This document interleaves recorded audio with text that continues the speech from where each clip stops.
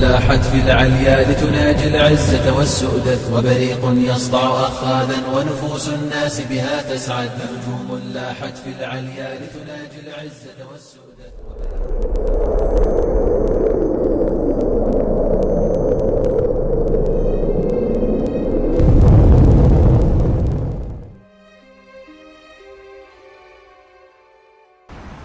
Are you Imran Hussein? Are you a Shia? No, I'm not Shia. Are the Shia Muslims? My answer is yes. Believe the same. I also will accept them as Muslims. They do perform Hajj. They do accept Allah as one Lord, and they also accept Prophet Muhammad as the last messenger and the last prophet we will ever see on this planet. So they are Muslims. According to who? According to the Shahada. Yes, of course, there are bad Shias, but just as much as there are bad Sunnis as well. I'll give you an example. There are Shias who claim to be Shias and not. They say that Ali is God. These are not Shias, and this is not a Shia belief. Same with Sunni Muslims. There's Sunni Muslims who go out there and pray to graves. I've seen it with my own eyes in India, in Bangladesh. There's also Sunni Muslims who perform mushrikana Hajj. If you don't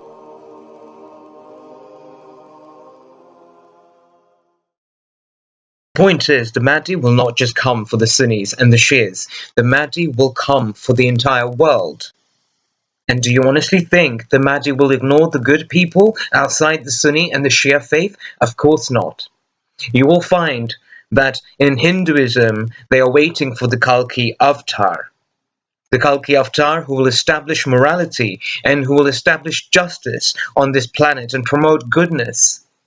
The same in the Buddhist faith. They are waiting for who? The Maitreya. The Maitreya will also do the same. The Zoroastrians are also waiting for someone. The Jews, the good ones, are also waiting for someone.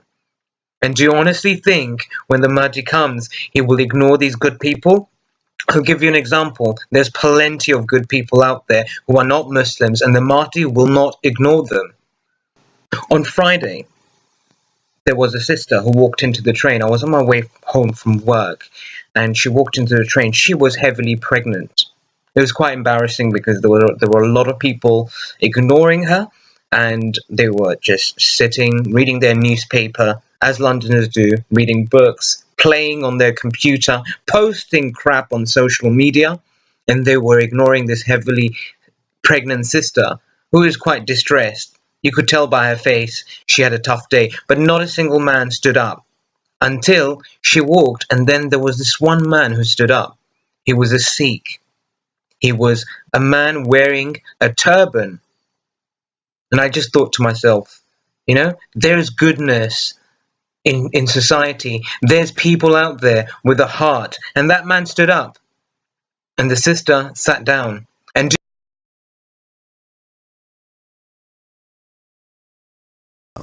we all sense that the current recession is different from any we have known in our lifetime.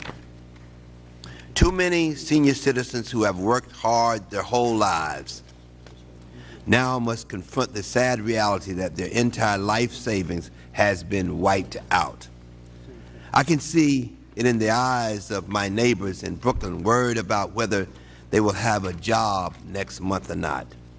And yet we have relatively little understanding about what really caused this crisis. you are reminded that we are living in very strange times. Nobody knows when the last day will be, but it's for sure that it's already begun. It began when our Prophet Muhammad passed away. And right now, we are living in testing times. The problem is, we are fighting amongst one another. And on the sidelines, people are pointing the finger and laughing at us. We have different dates for Eid. We have different dates for Ramadan. Some people like to follow Saudis. Some people don't. People outside of our religion find that very strange indeed. We need to unite. We need to have common grounds to unite. And we need to be strong.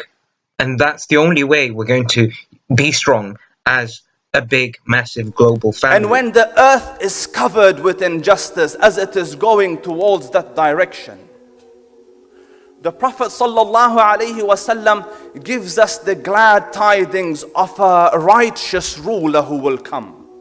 A lot of the scholars agree that the first of the major signs will be the Mahdi. Al-Mahdi, literally in Arabic, Al-Mahdi means in English, the awaited one and the anointed one. So the chosen, awaited one. The Prophet ﷺ says he will fill the earth up with justice and peace as it was filled with oppression and wrong. Clearly, these signs are becoming like scattered pearls. I was listening to Mufti Menk last night, and he's a beautiful speaker. I love the brother. Beautiful recitation as well. Absolutely amazing. Such an angelic voice. And he said that one of the signs would be that people would be hitting one another in the streets with crops. And he said he's not come across it. But the thing is, something like that is already happening. It's happening in Tel Aviv, it's happening in Jerusalem, it's happening in Berlin, it's happening in London, it's happening in Paris, it's happening everywhere. People are beating each other with whips.